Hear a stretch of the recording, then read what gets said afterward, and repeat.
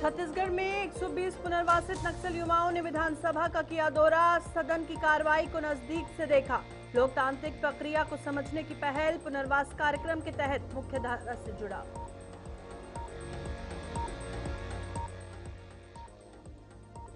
Model को बताया कारगर, किसानों के खातों में 10,000 करोड़ रुपए सीधे ट्रांसफर।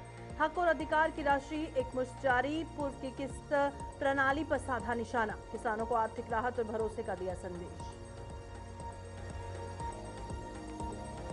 छत्तीसगढ़ में धान खरीदी 3100 प्रति क्विंटल की दर से सुनिश्चित। 2023-25 में 25,265 करोड़ सीधे किसानों के खातों में। दलहन पर 11,000 प्रति एकड़ अतिरिक्त सहायता। किसानों से मिश्रित खेती अपनाने की अपील।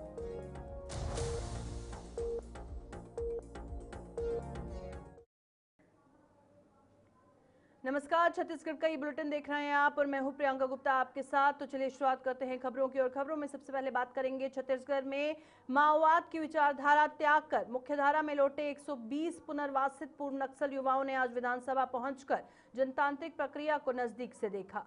युवाओं ने सदन की कार्रवाई का अवलोकन किया और लोकतांत्रिक व्यवस्था की कार्यप्रणाली को समझा।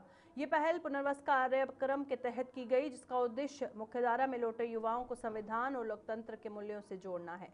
अधिकारियों ने इसे सकारात्मक कदम बताते हुए कहा कि इससे युवाओं में लोकतांत्रिक संस्थाओं के प्रति विश्वास और सहभागिता की भावना मजबूत होगी।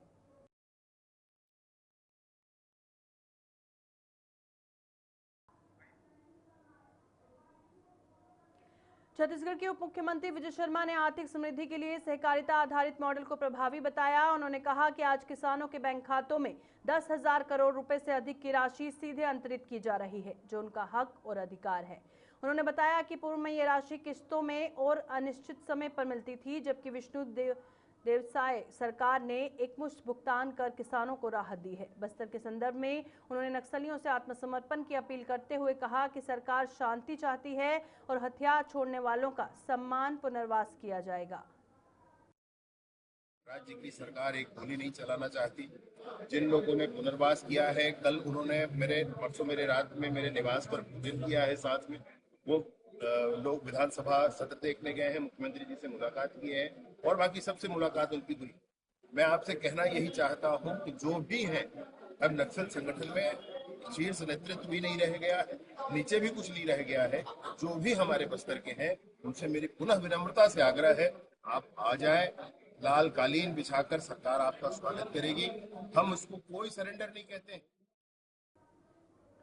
छत्तीसगढ़ शासन के कृषि एवं पशुपालन मंत्री रामविचार नेतम ने प्रेस वार्ता में कहा कि मुख्यमंत्री विष्णुदेव साय के नेतृत्व में सरकार किसानों को मजबूत समर्थन दे रही है। धान खरीदी 3100 प्रति क्विंटल की दर से सुनिश्चित की गई और वर्ष 2023-24 व 24-25 मिलाकर 25,265 करोड़ सीधा किसानों के खातों में हस्तांतरित किए गए।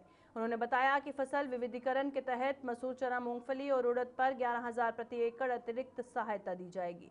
तिलहन और पाम ऑयल के लिए कार्य योजना तैयार है और पशुपालन में नेशनल डेयरी डेवलपमेंट बोर्ड के साथ समझौता कर दुग्ध उत्पादन बढ़ाने तथा मत्स्य पालन से स्व सहायता समूहों की आय बढ़ाने पर जोर दिया गया। मुख्यमंत्री विष्णुदेव साय जी के सरकार बनल है। हर साल पैसा 3100 का हिसाब से धान खरीदी के पैसा देवत और चलते किसान दो सीजन में धान पैदा करते है भाई।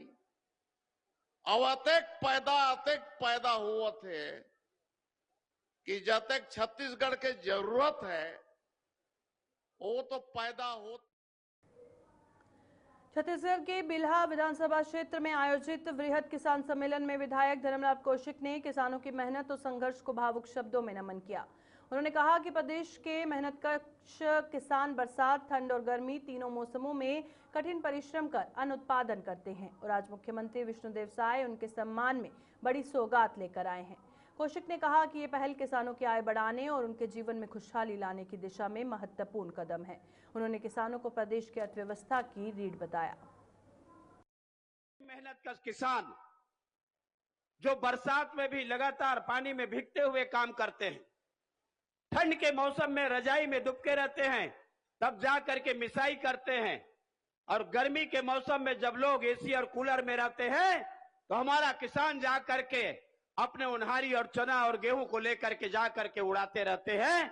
तो ना बरसात लगे, ना ठंड लगे, ना गर्मी लगे, ऐसे भगवान ने हमारे किसान को बनाया है। और ऐसे किसान के लिए आज हमारे मुख्यमंत्री जी सौगात देने आए हैं। राजधानी रायपुर में आम आदमी पार्टी ने दिल्ली की राजू एवेन्यू कोर्ट के फैसले का स्वागत किया। पार्टी नेताओं ने कहा कि तथाकथित शराब नीति मामले में अरविंद केजरीवाल और मनीष सिसोदिया समेत 23 लोगों को बाइज्जत बरी किया जाना बाबा साहेब के संविधान की जीत है। आम आदमी पार्टी छत्तीसगढ़ ने इसे सत्य, न्याय और ईमानदार राजनीति की ऐतिहासिक जीत बताया। पार्टी पदाधिकारियों का कहना है कि अदालत के फैसले ने राजनीतिक साजिश के आरोपों को खारिज कर दिया है और न्यायपालिका पर लोगों का भरोसा और मजबूत हुआ है। आज जो दिल्ली में जो शराब घोटाला के हम लोग बार बार पूरे देश भर में आम आदमी पार्टी को बदनाम किया गया था। आम आदमी पार्टी ने शुरू से ही कहा था कि ये जो स्क्रिप्ट है भारतीय जनता पार्टी के कार्यालय में तैयार किया गया स्क्रिप्ट था। आज साबित हो गया कोर्ट के फैसले से। हमारे आदरणीय अरविंद केजरीवाल जी, मनीष सिसोदिया जी सहित 23 अन्य नेताओं के ऊपर जो था सारा मामला क्लियर हो गया। आज दूध का दूध और पानी का पानी हो गया। आज असत्य पर सत्य की जीत हुई है। आम आदमी भारतीय जनता पार्टी के छत्तीसगढ़ प्रदेश अध्यक्ष किरण सिंह ने अपने ताजा वीडियो संदेश में राज्य सरकार के किसान हितैषी फैसलों को प्रमुखता से रखा। उन्होंने कहा कि सरकार किसानों के हित में ठोस कदम उठा रही है और वादों को पूरा करने के लिए प्रतिबद्ध है। उन्होंने बीजेपी की वादानिष्ठ राजनीति पर जोर देते हुए कहा कि पार्टी जो कहती है वह करके दिखाती है। साथ ही विपक्ष पर निशाना साधते हुए आरोप लगाया कि विपक्ष विकास कार्यों में बाधा डालने की कोशिश कर रहा है। और बिल्हा के कार्यक्रम में रहेंगे और वहां से पूरे 25 लाख से भी ज़्यादा हमारे छत्तीसगढ़ के किसान भाइयों के खाते में और अंतर की राशि का भुगतान एक साथ करेंगे और एक मुश्त करेंगे। तो सभी हमारे जितने भी किसान भाई परिवार है उनको सबको मैं बधाई देता हूं। बहुत ही महत्वपूर्ण दिन है आज और भारतीय जनता पार्टी की सरकार आदरणीय मुख्यमंत्री विष्णुदेव साय जी के नेतृत्व में किसानों के हित में और बहुत सारे ऐसे कार्यक्रम कर रहे हैं। और हम जो भारतीय जनता पार्टी जो कहती है वो करती है। हम शुरू से बोल रहे हैं सरकार में आदरणीय मुख्यमंत्री। रायपुर जिले के पीएमश्री एवं शासकीय विद्यालयों में स्वीकृत निर्माण और मरम्मत कार्यों की प्रगति की समीक्षा के लिए कलेक्ट्रेट सभा कक्ष में बैठक आयोजित की गई। बैठक की अध्यक्षता कलेक्टर डॉक्टर गौरव सिंह ने की। उन्होंने संबोधित अधिकारियों को निर्माण कार्यों की गुणवत्ता, समय सीमा और पारदर्शिता सुनिश्चित करने के निर्देश दिए। कलेक्टर ने कहा कि स्कूल भवन, कक्षाओं, शौचालयों और अन्य बुनियादी सुविधाओं के कार्यों में किसी प्रकार की लापरवाही बर्दाश्त नहीं की जाएगी। साथ ही लंबित कार्यों को शीघ्र पूर्ण करने के निर्देश भी दिए गए ताकि विद्यार्थियों को बेहतर शैक्षणिक वातावरण मिल सके।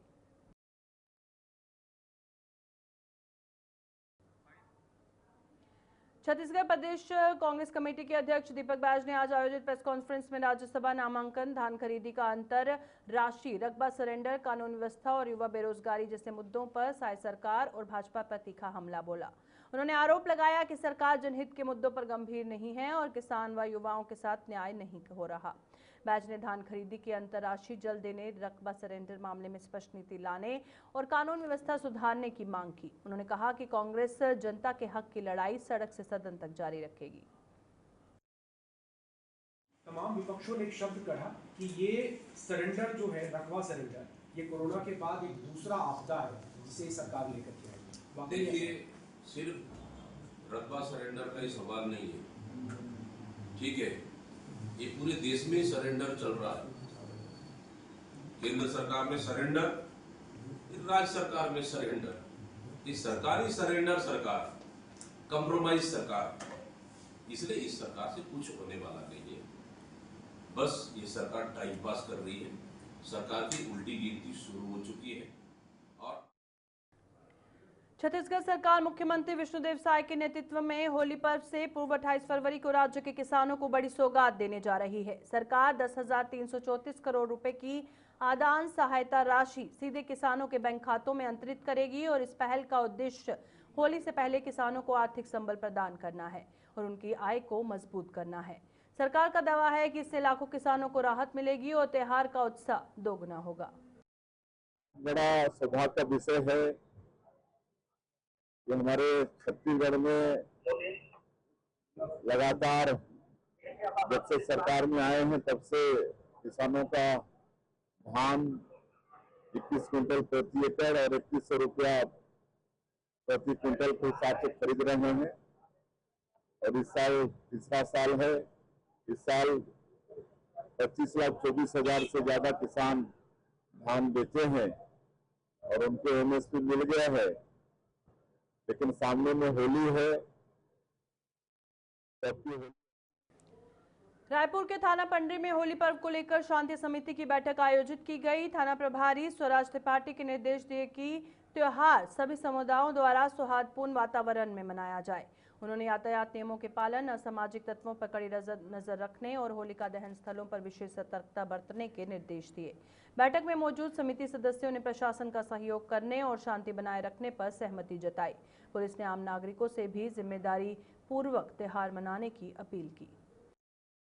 के दिशा निर्देश से अवगत कराया गया एवं उनसे अपील की गई कि होली त्योहार शांतिपूर्वक ढंग से मनाया जाए और उनको ये भी हिदायत दिया गया कि अगर किसी प्रकार का हुड़दंग या किसी प्रकार का बवाल होता है तो पुलिस को सूचना दें ताकि इसमें हम लोग तत्काल कार्रवाई कर सकें। और हमारे पेट्रोलिंग और अन्य जो फिक्स पॉइंट ड्यूटियों के बारे में उनको अवगत कराया गया है। हमारे द्वारा क्षेत्र में अलग अलग चिन्हित स्थानों पर फिक्स। छत्तीसगढ़ के मुख्यमंत्री विष्णुदेव साय ने अपने ताजा वीडियो संदेश में राज्य के किसानों की मेहनत को नमन करते हुए बड़ी घोषणा की है। उन्होंने कहा कि 25,28,000 से अधिक किसानों के खातों में 10,334 करोड़ रुपए की धान अंतर राशि होली से पहले सीधे अंतरित की जाएगी। मुख्यमंत्री ने किसानों को प्रदेश की समृद्धि का आधार बताते हुए कहा कि आपका सुख ही छत्तीसगढ़ का सुख है। सरकार का दावा है कि इस निर्णय से किसानों को आर्थिक मजबूती मिलेगी और त्योहार की खुशियां दोगुनी होंगी। ये दिन हमारे किसान भाई मन के पसीना और मेहनत के सम्मान के दिन है। हमारे पूरे प्रदेश के जो किसान मन मेहनत करके धान कमाइन और धान बेचिन है। कुल 25,28,000 से अधिक किसान धान बेचिन है। उमन के आज श्रम के पसीना के जो अंतर के राशि है कृषक उन्नति योजना के माध्यम से। रायपुर में डीसीपी क्राइम एवं साइबर और रायपुर एंटी क्राइम एवं साइबर यूनिट एसीसीयू की टीम ने अंतर्राज्यीय ऑनलाइन सट्टागृह का पर्दाफाश किया। सतत मॉनिटरिंग और तकनीकी विश्लेषण के आधार पर पेमेंट गेट व पैनल संचालित करने वाले गिरोह पर कार्रवाई की गई और इस मामले में रायपुर में से 2 और गोवा से 5 आरोपियों सहित कुल 7 लोगों को गिरफ्तार किया गया। आरोपियों के कब्जे से लगभग 22.14 लाख रुपए की मशरूका राशि जब्त की गई है और पुलिस गिरोह के नेटवर्क और अन्य संभावित संलिप्त व्यक्तियों की जांच में जुटी है। तुरंत स्पेशल टीम अपना आजाद चौक और एसीसीयू का स्पेशल टीम द्वारा संयुक्त कार्रवाई किया गया है। तो उसके फर्दर पूछताछ में मोबाइल्स वो सब हम लोग एनालिसिस करने के बाद ये पता चला कि इसमें एक पेमेंट गेटवे नाम का पैनल चल रहा है। जगदलपुर स्थित कृषि महाविद्यालय के सभागार में राष्ट्रीय विज्ञान दिवस के अवसर पर विज्ञान समारोह आयोजित किया गया और कार्यक्रम में छत्तीसगढ़ के उप मुख्यमंत्री एवं गृह मंत्री विजय शर्मा मुख्य अतिथि के रूप में शामिल हुए। समारोह का आयोजन शहीद महेंद्र कर्मा विश्वविद्यालय छत्तीसगढ़, विज्ञान एवं प्रौद्योगिक परिषद और विज्ञान भारती के संयुक्त तत्वाधान में किया गया। कार्यक्रम का उद्देश्य युवाओं में वैज्ञानिक दृष्टिकोण को सशक्त करना और वस्तु क्षेत्र में अनुसंधान की सोच को बढ़ावा देना रहा। वक्ताओं ने विज्ञान को विकास का आधार बताते हुए नवाचार पर जोर दिया।